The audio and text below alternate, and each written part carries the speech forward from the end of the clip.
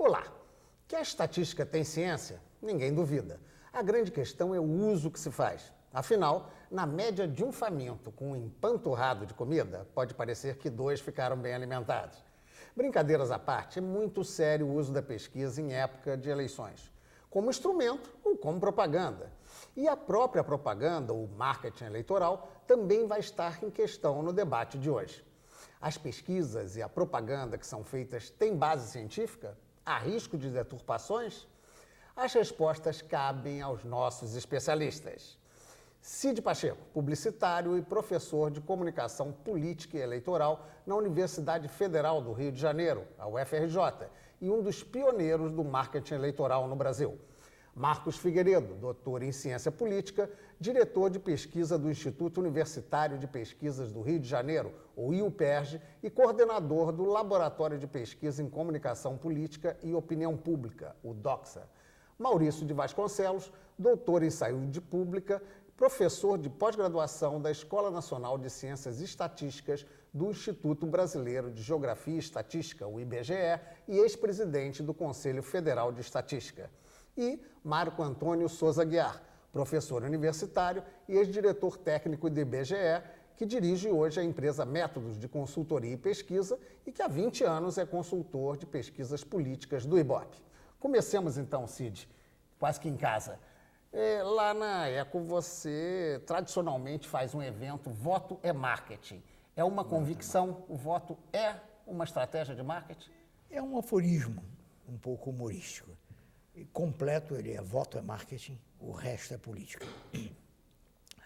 Baseado no conceito de que a eleição não é um fato fortemente político, ele é um fato basicamente antropológico. Claro que ele ocorre dentro da política, ele faz parte da política, ele integra a política, mas ele não é em si um fato politizado. Em 1940, na pesquisa histórica da Universidade de Colômbia, isto começou a se tornar muito evidente e depois ficou como um axioma, praticamente. Se você é de etnia anglo-saxônica, é protestante, tem rendas de nível médio superior, reside em áreas seletivas, você é automaticamente republicano. Isso não tem nada a ver com a ideologia do partido. A recíproca sendo verdadeira. Se você não pertence a segmentos de etnia, outras etnias que não anglo-saxônica, tende a outras religiões, o catolicismo inclusive, porque é imigrante, coisa igual, tem rendas médias inferiores, você tende a ser democrata. Essa constatação inicial feita, comprovada depois na pesquisa seguinte, de 1948, estabeleceu uma base que está registrada num livro elementar, que é The People's Choice. Daí para cá veio se aprendendo isso paulatinamente. A propaganda, então, teria um peso na influência do eleitor, Marcos? Eles assistindo processos e pequenas peças, ou mesmo o horário eleitoral, ele seria influenciado por essas informações? De certa forma, sim. Na verdade, o que ocorre no processo de formação da vontade eleitoral, da vontade política, no caso da vontade eleitoral.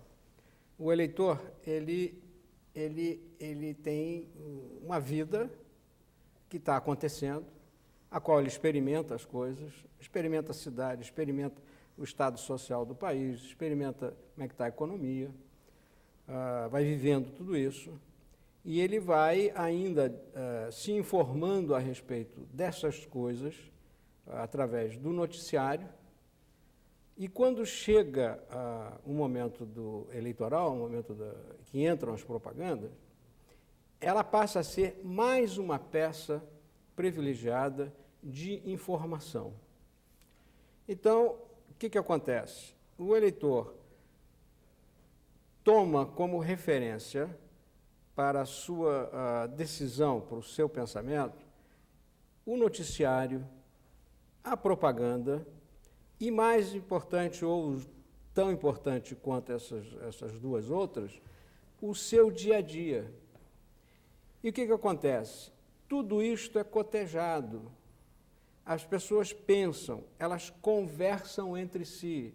ocorre durante o período da eleição, que nós chamamos da conversação social sobre o tema central, que é o tema da eleição.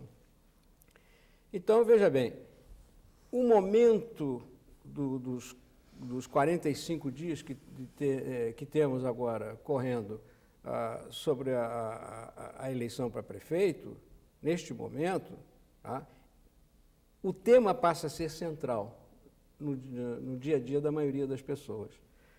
A propaganda aí tem um papel importante? Tem um papel importante. Ela é decisora do voto? É difícil dizer o quanto ela é importante isso aí, porque tem o seguinte, a decisão final é feita através de um balanceamento que o eleitor faz entre a situação que ele está vivendo, a situação da cidade onde ele está convivendo e a disputa entre os candidatos. Tá. Só para terminar, neste sentido, entende, que eu concordo em parte com o Cid quando ele diz que o voto é marketing. Por quê? A maneira de você cotejar estas coisas é através de um processo com técnicas de marketing para chamar a atenção do eleitor daquilo que é importante para decidir. Tá. Claro que nós vamos ter que aprofundar um pouquinho mais isso. Mas nós temos o aspecto da pesquisa propriamente dita. Eu perguntaria, então, ao Maurício, a que ele atribui, né, já que, por exemplo, a ciência como um todo, a pesquisa é a própria essência da ciência, né? Um cientista tem que pesquisar para chegar a conclusões, tudo. Você crê que a pesquisa aplicada aos conceitos e aos usos eleitorais tem também um caráter científico? É uma coisa que, às vezes, muitas vezes, já pode ser desvirtuada? Qual é a sua opinião sobre isso? Bom, primeiro, a própria palavra pesquisa é um enorme coletivo de um monte de coisas. Quer dizer, me parece o seguinte, não há nenhuma dúvida que um marketing baseado no levantamento de dados, etc., quer dizer, com um respaldo de pesquisa, ele certamente tem muito mais possibilidade de dar certo. Quer dizer, se eu conheço o que as pessoas querem ouvir e digo para elas o que elas querem ouvir, eu saio no lucro.